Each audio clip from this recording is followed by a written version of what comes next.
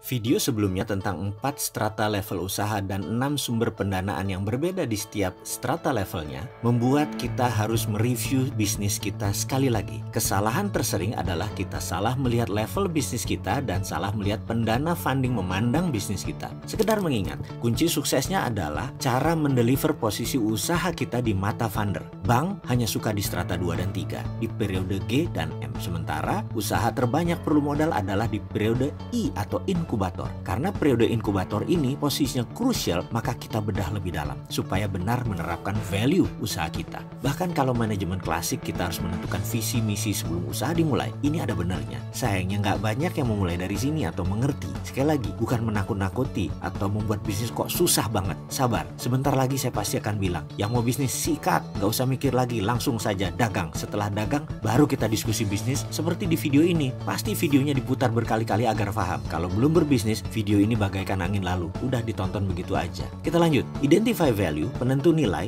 Value inilah yang membuat Wright Brother membuat pesawat terbang. Value lah yang membuat Steve Jobs dan Wozniak membangun Apple. Value lah yang membuat Zuckerberg membangun Facebook. Jadi kunci utama sebelum ke inkubator adalah identify value, menentukan nilai. Nilai bisnis, nilai Anda, nilai pasar, nilai perusahaan. Bisakah sahabat menentukan nilai tadi? Gampang kan? Kita lanjut. Setelah identify nilai dilakukan, baru 3 hal yang dikenal dalam dunia manajemen dinamakan 3S, strategic, structure, system dilakukan. Ini saya berusaha menjelaskan secara sederhana satu persatu. Saya tahu jadi pengusaha itu sulit, matrik berpikirnya banyak, multitasking job. Jadi memang harus selalu bersemangat. Pengusaha itu bukan pedagang, bukan penjual. Jualan itu merupakan salah satu dari puluhan hal yang dikerjakan oleh pengusaha. Semua pengusaha itu bisa jualan, tapi tidak semua penjual bisa jadi pengusaha. Trading atau jualan adalah barang orang lain yang Anda jual, seperti toko kelontong, warung rokok, penjual asuransi, sales property, MLM,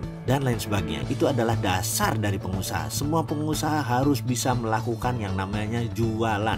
Menjadi pengusaha adalah lompatan spiritual. Bisa 5-6 kali lebih rumit dari berdagang. Besarnya sebuah bangsa adalah sektor pengusaha swastanya yang menentukan, yang mampu menghidupkan para sales, yang mampu membayar gaji para akuntan, legal, pajak, memutar ekonomi dengan chain of production. Semakin panjang chain of production, semakin besar revenue sales perusahaan dan semakin rumit organisasi bisnisnya. Kita belum masuk diskusi chain of production, belum masuk global chain dunia. Rantai produksi biasanya awalan starter inkubator. Biasanya rantai produksinya pendek, hanya 3-5 step sudah langsung dagang. Contoh, Anda seorang trainer, mata rantai produksi hanya Anda jualan proposal ke perusahaan, modal bawa diri, presentasi masa lalu, dan proposal latihan yang dibutuhkan oleh perusahaan tersebut. Ketika purchase order keluar, Anda menyiapkan materi, makalah, lalu mengajar dan menagih. Semakin tinggi harga perusahaan, semakin menuntut jasa Anda lebih banyak. Di awalnya misalnya ada pre-test, di akhirnya ada post-test, ada laporan setiap sesinya dengan cuplikan video pelatihan, dan ada laporan dari Anda ditambah coaching setelah training dalam 3 bulan, kemudian ada review, dan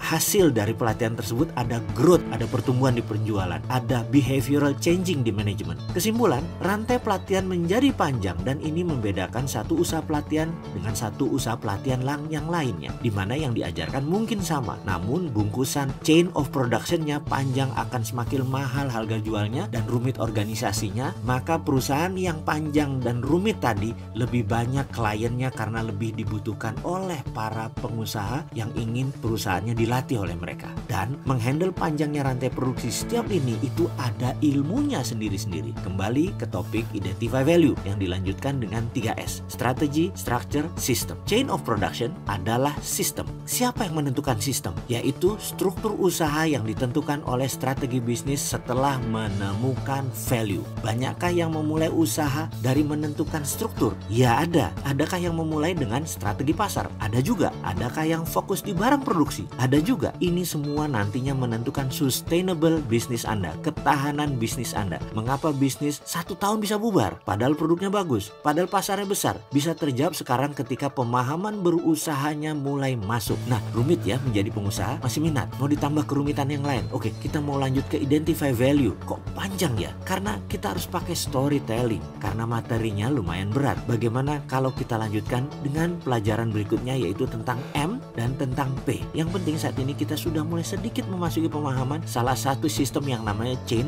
of production, rantai produksi. Juga diskusi tentang beberapa topik serial di video tentang penentuan value. Masih panjang untuk sukses itu. Sabar ya.